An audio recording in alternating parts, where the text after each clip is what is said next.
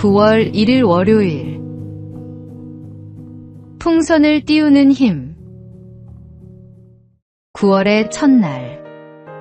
새로운 시작을 맞이하며 우리는 어떤 마음가짐으로 이 달을 시작해야 할까요? 놀이동산에서 풍선을 파는 남자가 있었습니다. 파란색, 빨간색, 노란색 풍선들이 줄줄이 하늘로 올라가며 사람들의 시선을 끌고 있었습니다. 그때 한 흑인 아이가 조심스레 다가와 물었습니다. 아저씨, 나는 까만데 까만 풍선도 다른 풍선들처럼 저렇게 뜰 수 있어요? 남자는 미소를 지으며 아이의 손을 잡고 말했습니다. 얘야, 풍선이 하늘로 뜨는 건 겉모습 때문이 아니란다. 안에 무엇이 들어있느냐가 중요하단다. 달을 시작하는 우리에게도 같은 원리가 적용됩니다. 새로운 달을 맞이하며 우리가 어떤 환경에 처해 있든 어떤 조건을 가지고 있든 중요한 것은 우리 마음 안에 무엇을 채우느냐입니다. 지난 8월의 아쉬움이나 실패가 아니라 새로운 소망과 감사로 마음을 채워야 합니다. 하나님께서는 우리의 외적 조건이 아니라 중심을 보십니다. 가을의 새로운 시작과 함께 믿음과 소망, 사랑으로 마음을 채울 때 우리는 어떤 상황에서도 하나님 안에서 높이 날아오를 수 있습니다. 이번 달도 내면의 힘으로 승리하는 복된 시간이 되기를 소망합니다. 오늘의 말씀. 사람은 외모를 보거니와 나 여호와는 중심을 보느니라. 오늘의 만나. 하나님은 겉모습이 아니라 우리의 중심을 보십니다. 오늘 당신 안에 무엇이 채워져 있는지 점검해 보십시오.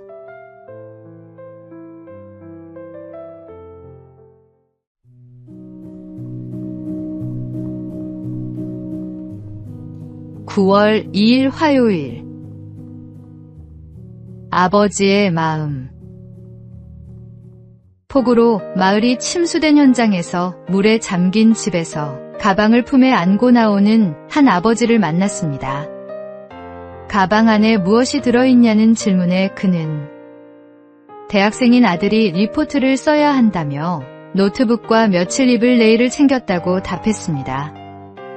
집 1층이 물에 잠긴 절망적인 상황에서 이 아버지는 자신의 것이 아닌 아들의 필요를 먼저 생각했습니다.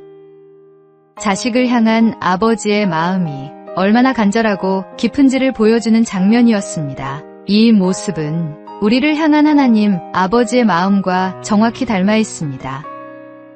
바울은 자기 아들을 아끼지 않으시고 우리 모두를 위하여 내주신 분이 어찌 그 아들과 함께 모든 것을 우리에게 선물로 거저주지 않으시겠습니까? 라고 말했습니다. 하나님께서는 독생자 예수님을 십자가에 내어주시기까지 우리를 사랑하셨습니다. 우리가 죄 가운데 있을 때, 우리가 하나님을 외면하고 있을 때에도 먼저 우리를 찾아오셨습니다. 가장 소중한 것을 내어주실 만큼 우리를 사랑하시는 아버지가 계십니다. 인생의 폭풍 속에서도 모든 것을 잃어버린 것 같은 순간에도 우리에게는 변함없는 아버지의 사랑이 있습니다. 그 사랑 안에서 오늘의 고난도 이겨낼 수 있습니다. 오늘의 말씀. 자기 아들을 아끼지 아니하시고 우리 모든 사람을 위하여 내주신 이가 어찌 그 아들과 함께 모든 것을 우리에게 주시지 아니하겠느냐. 오늘의 만나. 하나님 아버지는 언제나 우리를 먼저 생각하시고 가장 좋은 것으로 채워주십니다. 오늘도 그 변함없는 사랑 안에서 평안을 누리시기 바랍니다.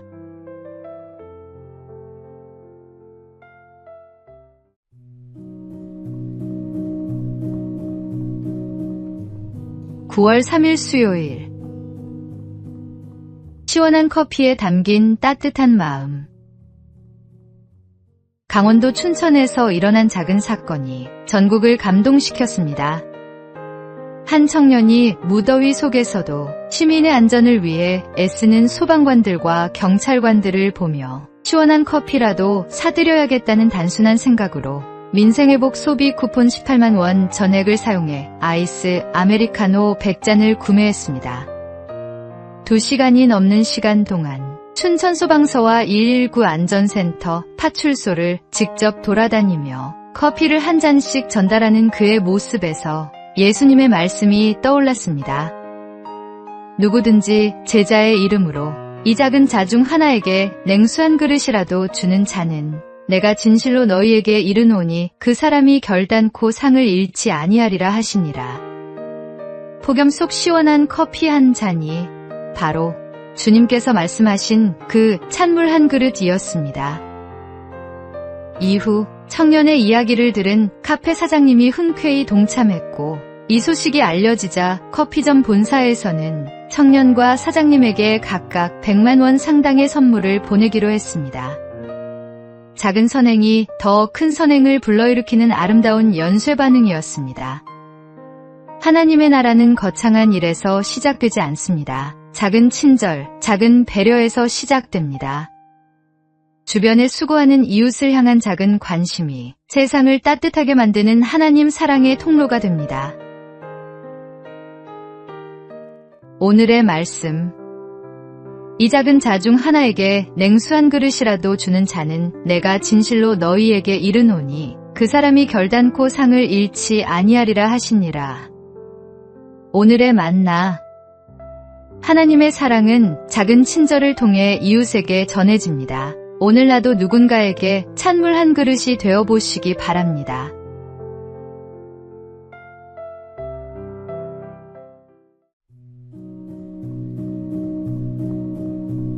(9월 4일) 목요일. 가장 낮은 곳에 오신 분. 경기도 여주 소망교도소 대강당에서 특별한 상영회가 열렸습니다. 파란 수영복을 입은 300여 명의 수용자들이 영화 킹 오브 킹스를 관람했습니다. 이 영화는 예수 그리스도의 생애를 찰스 디킨스의 시선으로 따라가는 작품으로 개봉 중인 영화를 수용자들을 위해 상영한 것은 이번이 처음이었습니다. 영화는 중풍병자, 죄인, 귀신 들린 자 등 낮은 자의 눈높이로 예수님을 마주하는 장면들로 구성되었습니다.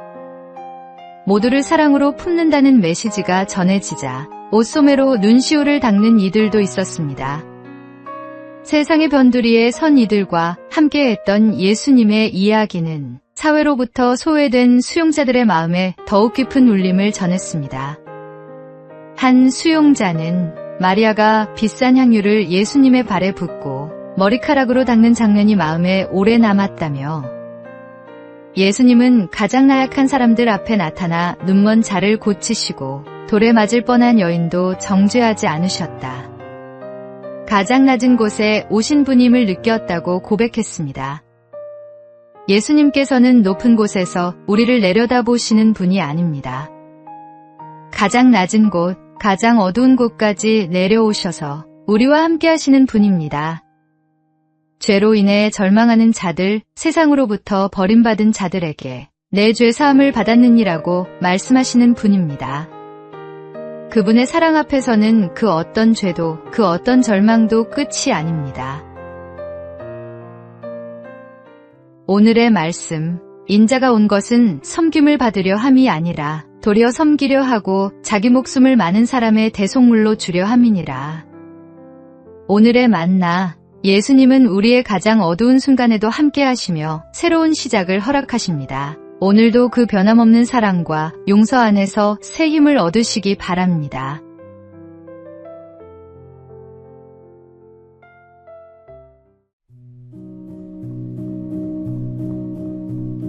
(9월 5일) 금요일.